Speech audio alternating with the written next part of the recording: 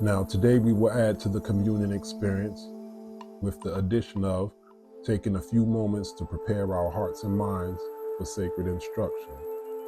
Now, this portion requires the use of one gold raw candle and or one white nectar candle and quality frankincense, which is called senetter in the Kemetic tradition, which translates as divine fragrance. If you don't have these things, it's also fine. You can still gain value from this process nevertheless. So let us begin. Now, as you light your candles and your incense, take a few moments and allow the spirit of quietude to alight upon you. And then sooner before later, you'll notice that something as unassuming as lighting a candle and burning incense can make you instantly and automatically relax. Relaxation leads to your peace. Your peace opens the way to your power. And as you sit with an aura of calmness and contemplate the energy of the day, with every inhalation and exhalation, all static energy, stagnant energy, and negative energy gets pushed outwards and away until only you remain, perfectly centered and calm, like the black dot in the center of the circle, or the symbol of Ra. Now, after your next few breaths, you'll be ready to emerge, relaxed, refreshed, and renewed, and fully capable of grasping the lessons and the layers of today's sacred instruction. Amen. Ma'at.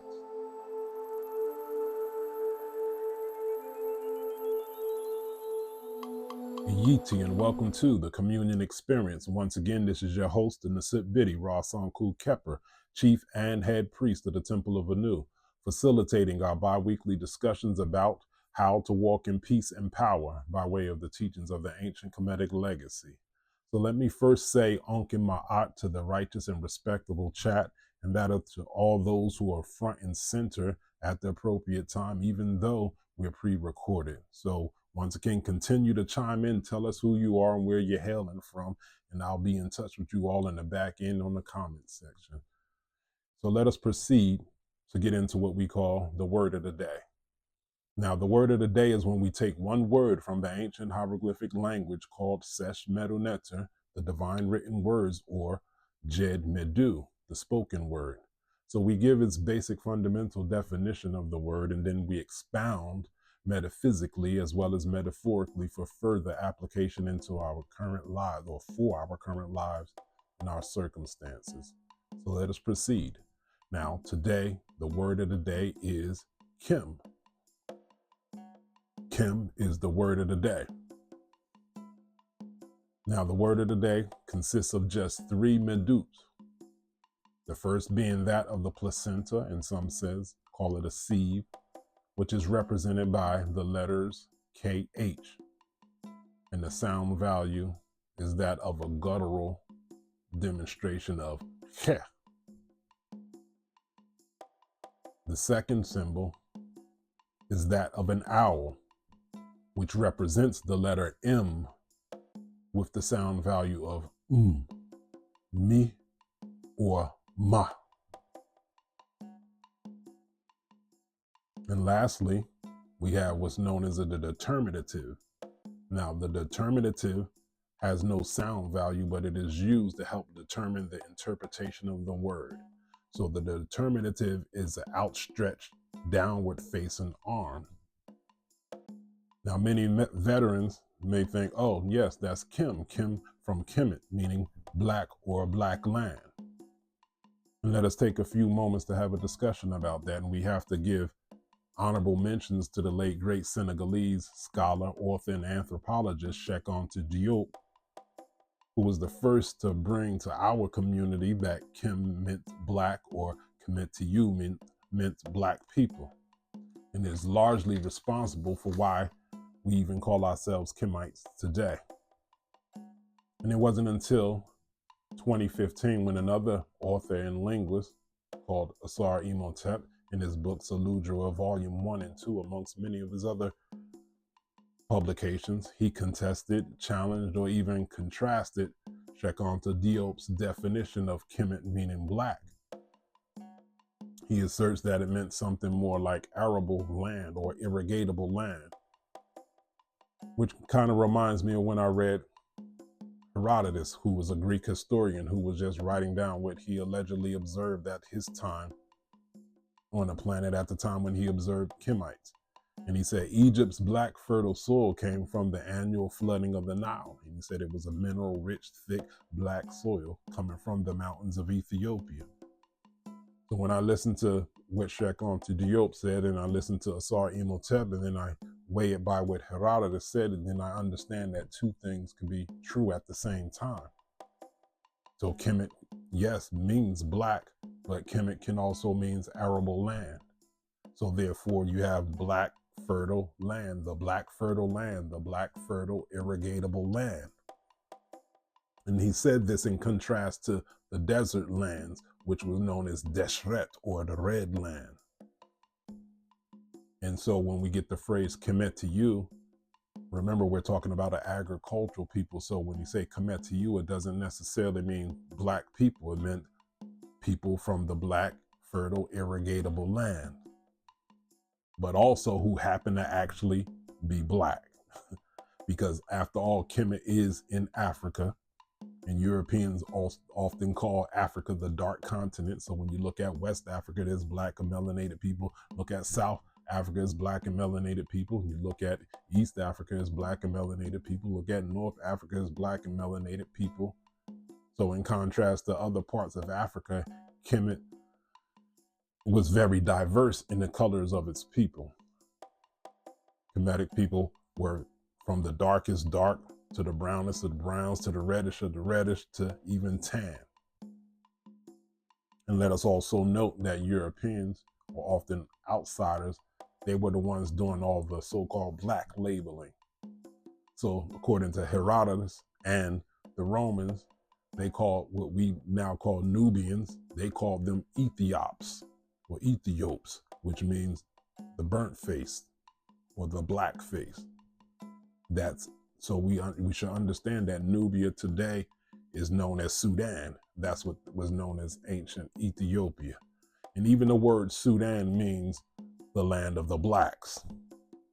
Some even say Egypt is supposed to mean the land of the burnt faces or the black faces, but we already just determined that Ethiops is the Greek term for black faces. Actually, Egypt is a contraction of the word Guptas, which is a corruption of the Meduneta Hetkapata, which translates as the house of the vital energy of the heaven and the earth.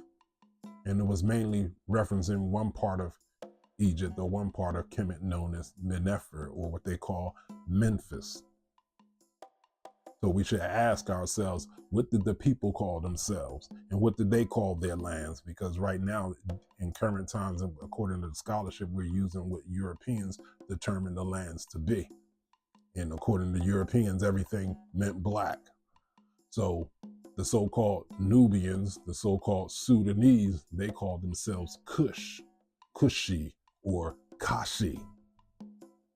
Now, according to the same author Herodotus, he said that there were two great Ethiopian nations, one in the south, because he was talking about his vantage point of where he was at the time, which was Kemet, and he said the other great one is in India, and he's talking about the great Indus Kush Valley civilization. And according to that language, Kush over there represents mountainous region. And one of the definitions for Kush or Kash in Meduneta is mountainous regions also. And the same scholars often translate the word Sumeria as black heads or the black heads, but the people themselves didn't call themselves Sumerian. They called themselves Sagigi.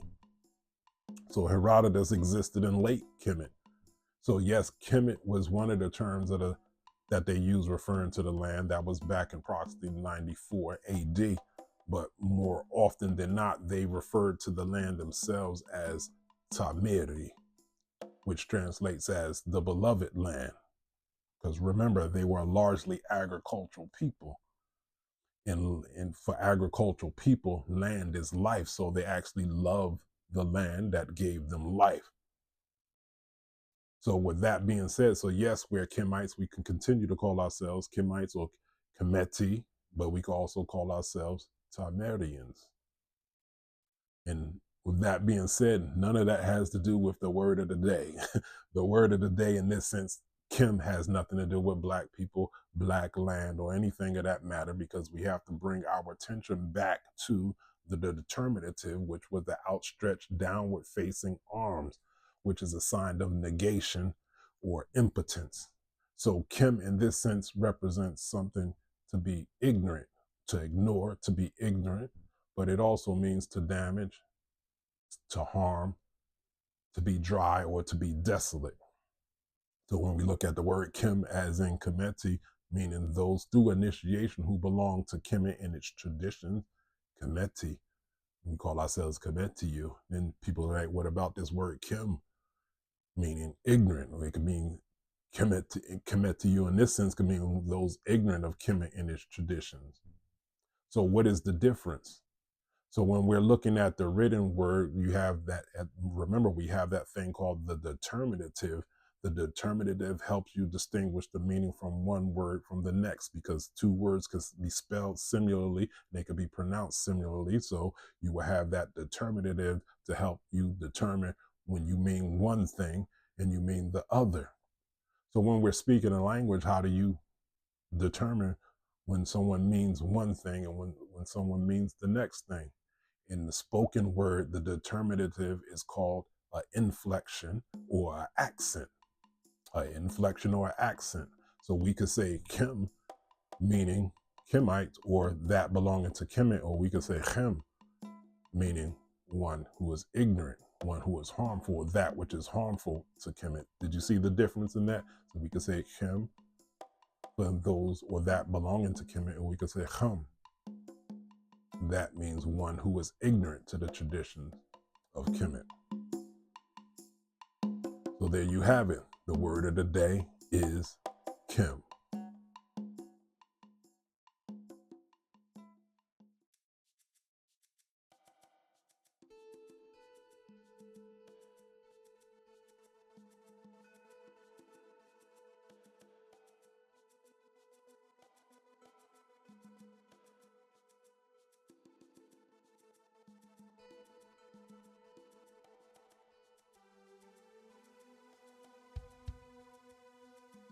Yeeti, and welcome back to the Communion Experience. So today we just want to have a short talk or a brief discussion, kind of like a wrap-up discussion, because now currently it is November and about to go into December, about to wrap up the calendrical new year. So we're going to have one more communion for November, and then we'll have maybe one or maybe two communions in December, and then we'll be taking a sabbatical, and we'll come back strong at the top of the year with another reading of the year. So with that being said, we here at the Templeofanu, we're proud that we actually stuck to the reading of the year as well as the themes of the reading of the year.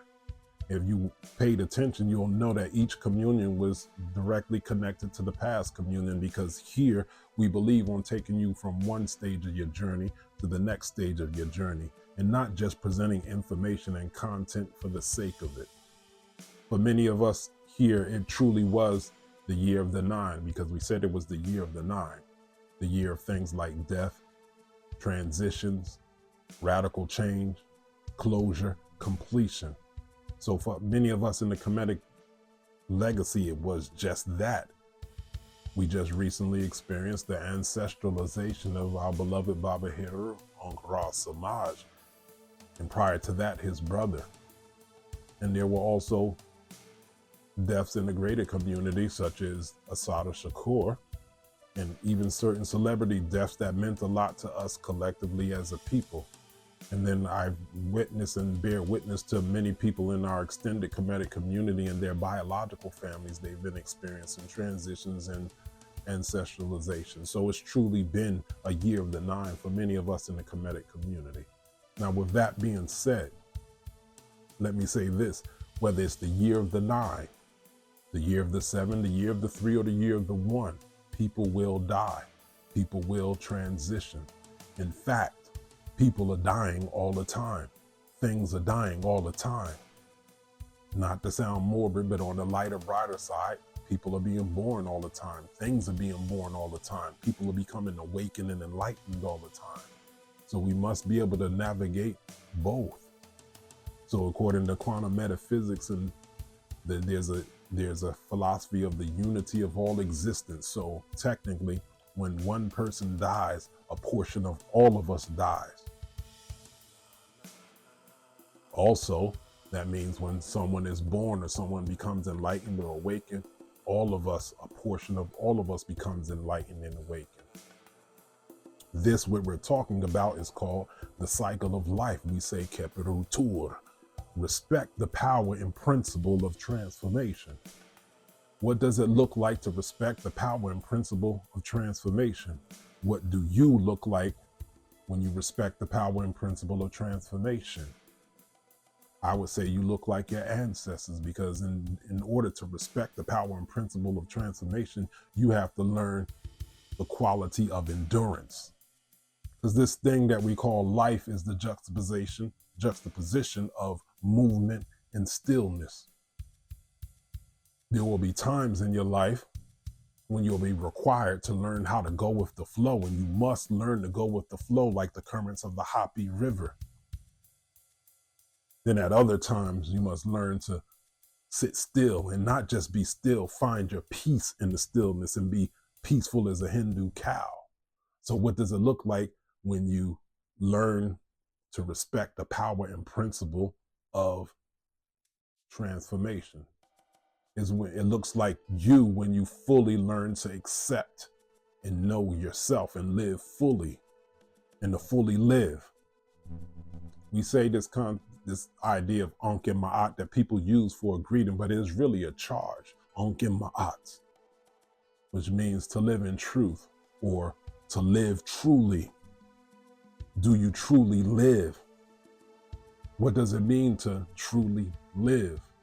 Do you truly live? That means, do you live acting like this may be your last day on the earth? And I would say for most people, no. I think most people take life for granted and they have no sense of urgency. You must balance urgency with calmness and balance and patience and stillness also. But people are too quick to say, oh, I'll do it later. I'll call you later. I'll get back with you later. And I believe that we really believe in our heart of hearts, at our ob, that is true. But in reality, we really don't know. You don't know. So the question is, how do you want to be remembered? In this year of the 9, if you were to transition to be gone, how is it that you want to be remembered? Do you want people saying about you like, oh yeah, I remember the last time I spoke to them, they was avoiding my calls and avoiding calling me back because they owed me money. They had a thing that I was waiting on that they needed to get to me, and I never heard back from them. Or will they say, the last time I was with him or her, we went to a nice event and we had a good time, and that's how I choose to remember him or her, because we were having a good time. Hopefully it won't be a situation where someone says something was off about him or her, and for whatever reason I was so into my own self that I didn't inquire, was he or she actually okay? And now that thing is going to haunt me for the rest of the days of my life. So I think you know by now that when you come to this channel, it's not about information, it's not about history, it's not about race, it's not about politics, even though sometimes we venture onto those subjects, but many times those subjects are very provocative. But if you really understand and follow the trajectory of this channel, you will understand that what we deal here is more about the inner man and the inner woman. And it's about creating transformative behavioral change that contributes to meiotic relationships and interrelationships, or so-called situationships. So what are we doing? We're trying to build and fulfill ourselves personally as well as socially. Let me repeat, we're talking about meiotic relationships, interrelationships, and situationships, and building and fulfilling ourselves personally as well as collectively or socially. A lot of times, some of us feel like in order for us to develop personally, we have to somehow disconnect from the collective or disconnect socially. And some people pay so much attention to the collective and the social that they forget that they're utterly failing personally. So when we say ma'at, we have to find the resolution and the balance between being successfully personally as well as socially, because we have to remember that principle in metaphysics: when one of us wins, a portion of all of us wins, and when one of us loses, a portion of all of us loses. So we have to keep that principle of unity and balance and polarity in mind when we think of how we're living our lives. So in 2025, what is it that's going on? I see the advent and a lot of conversation about AI, and these AI channels are popping up everywhere, and they're putting out content every half an hour, several times a day. And then I see a lot of my peers, they're trying to keep up because they're trying to make a living, a financial living off of this social media space. And I don't have a problem with any of it. But amongst the AI and the people, we're reaching this point of saturation of information. There's no shortage of information, but there's a shortage of wisdom. People are listening just to get the information so they can argue with other people, or people are just listening just to find out what they agree with, but people are not listening to live. And people are allegedly obsessed with truth, but I say truth doesn't need a defense. It is only lies that need a defense, and fancy presentations and consistent presentations and discussions. All truth ever needed was a few bold individuals bold enough to embody it. And when you embody the truth, falsehood scatters like roaches when the lights are turned on. Now, I've been in this space on YouTube for over 20 years, and I never considered myself a content creator, because in order to be a content creator, I probably would really just have to post more, but I'm not doing this for a living. I see people post every day, several times a day. There's actually a doctrine on how to become a successful content creator, but that has never been my aim.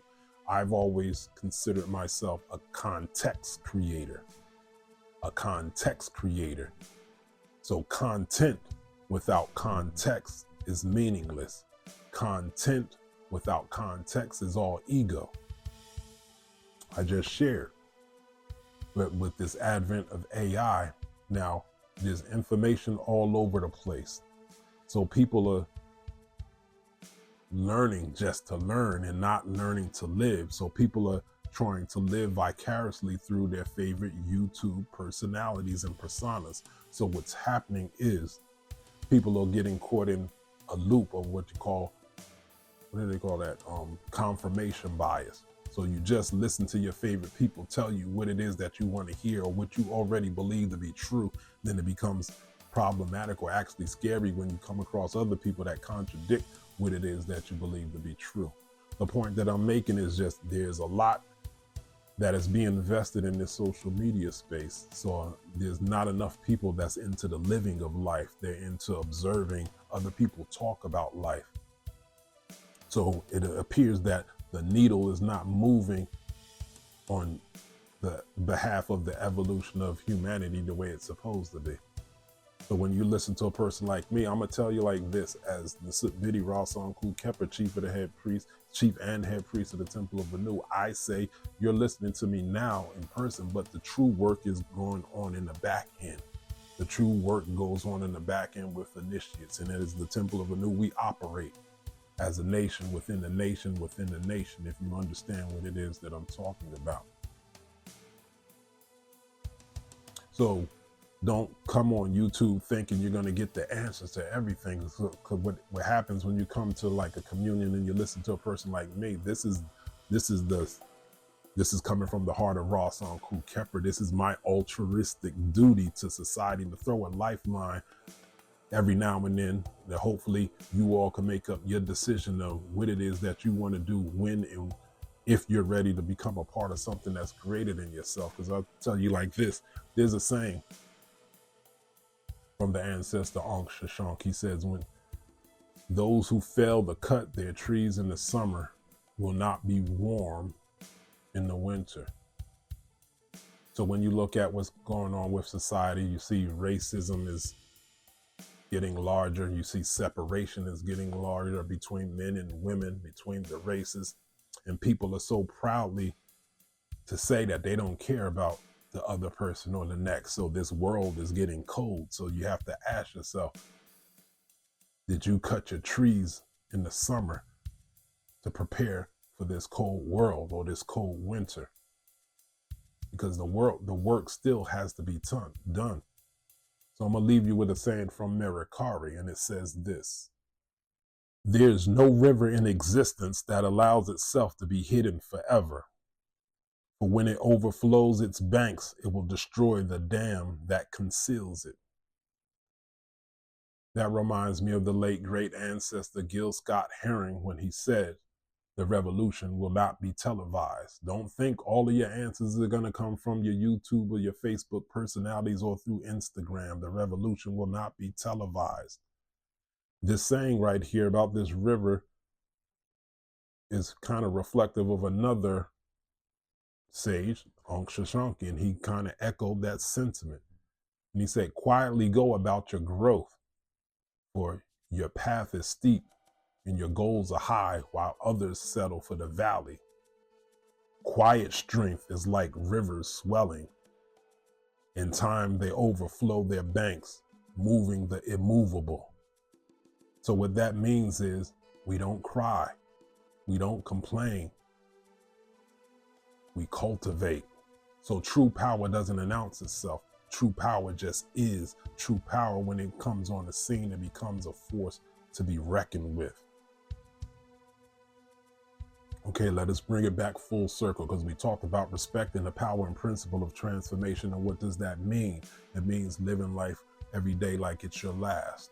So with that being said, I don't want to sound cryptic or morbid, but I want to just thank everybody, whether this is your first time or your last time seeing or listening to me.